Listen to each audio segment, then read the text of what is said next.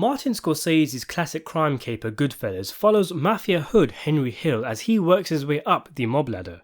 Hill works with the likes of Tommy and Jimmy under mob capo Paulie. Some of the escapades of Henry and his friends include truck hijacking, extortion, drug trafficking, and the infamous Lufthansa heist of 1978.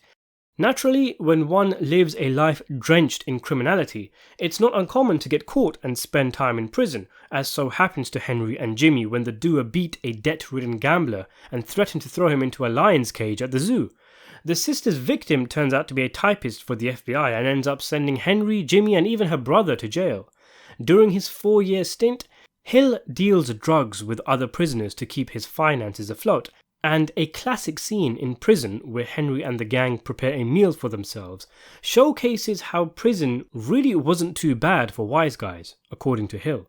There's a really cool little detail in this scene regarding Paulie, which highlights the attention to detail on behalf of the filmmakers. He was doing a year for contempt, which could easily mean he refused to talk when brought forward as a witness in court, which is interesting, seeing as though Henry ends up squealing on Paulie in court at the end of the film.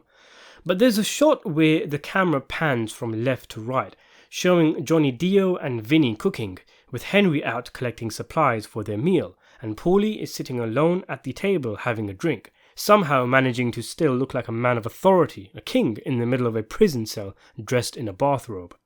But if you take a closer look at the bottle Paulie's drinking from, and it's difficult to see unless you're watching the film in very high quality, but his scotch actually has his name written on it, suggesting that the man wants to make sure no one puts their hand on his drink.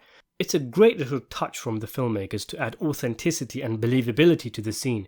It's not even something most people would even notice, but shows just how much thought was put into the movie to give it a lived-in, real-world feel.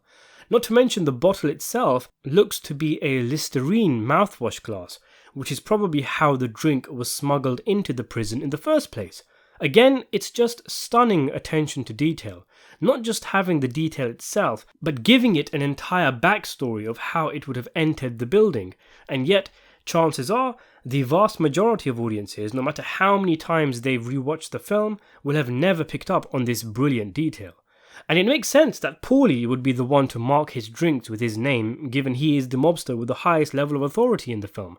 So anyway, just thought you guys would find that interesting. If you want to see more videos on Goodfellas and crime films, check out the channel and subscribe if you like what you see.